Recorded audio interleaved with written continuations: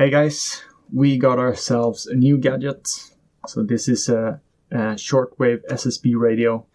Really good tool to receive weatherfax with and also communicate with people when the regular VHF radio range is not enough. A little bit more complex to install than the regular VHF, so let's get to it. So this radio is a bit special because the front panel comes off it, if you like. So this panel will be installed over here with the microphone.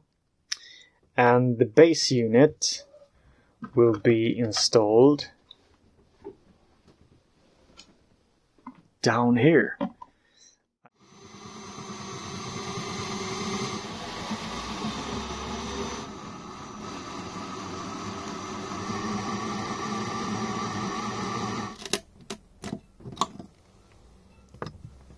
I just took a knife and took the edges off. This cat out, I just drilled this one, my trusty knife again, just chipped away.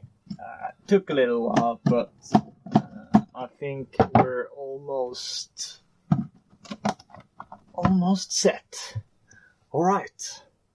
That's the radio panel connected. So because this radio is handling VHF frequencies as well, I wanted to connect this to the masthead antenna. So in here I installed a selector. This is connected to the VHF antenna in the mast. On the other hand, it's connected to the shortwave radio and our VHF radio.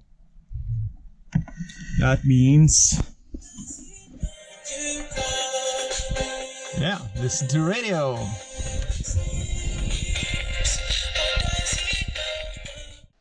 All right, now for the interesting part of this installation. We have some antenna cable, connectors, antenna tuner that will sit in the aft of the boat, an antenna, just a copper wire. We'll hoist that up the mast, and some grounding cables.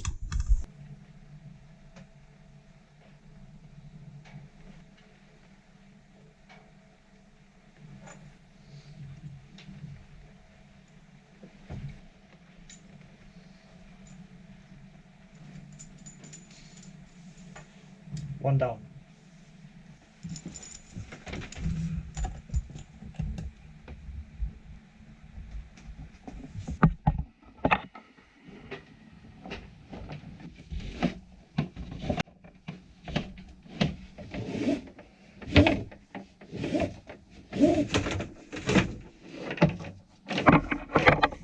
So I took down the wall in the aft cabin. This is our antenna cable. I want to set it up just to test it before I start mounting stuff. So that's what we're gonna do. Let's hoist the antenna. Most sailboats with a shortwave radio is using the aft stay as a antenna. Then you need to isolate it and stuff. I don't really want to compromise the aft stay, so we're gonna try this in another way. I'll just use this. So we're hoisting it on one of the lines. That's it. Okay, that's the antenna hoisted. It's up there.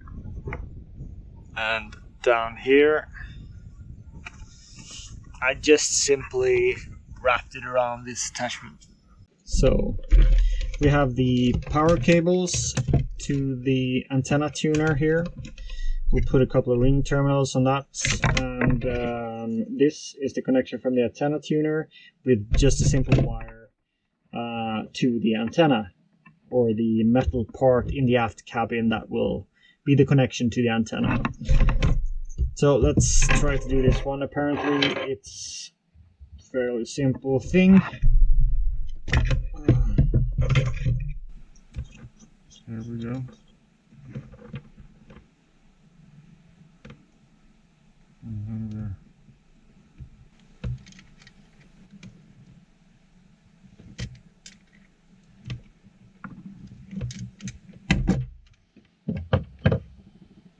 Okay, I guess that's it. That was a weird terminal. Never seen that before. Next, power cables. Alright. Wow, they're really thin.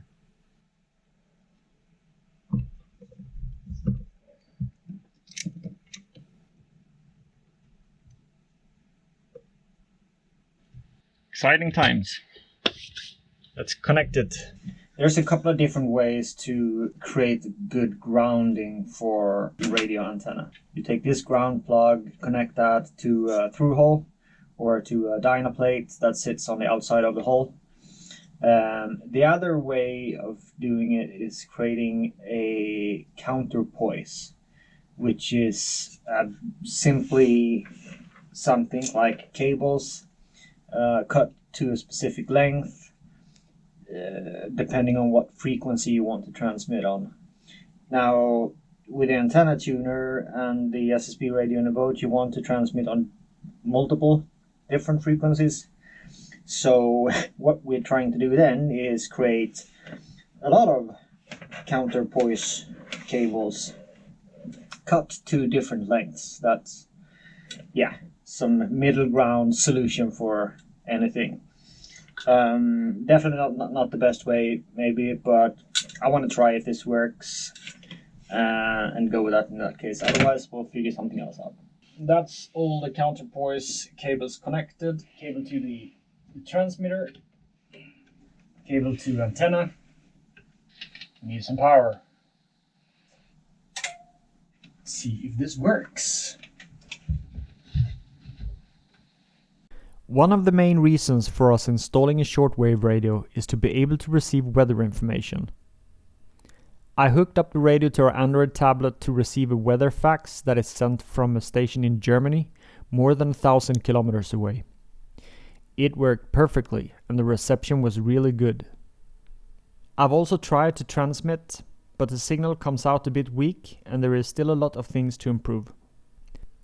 If you liked this video, please give it a thumbs up and subscribe to our channel and join us on our upcoming journey.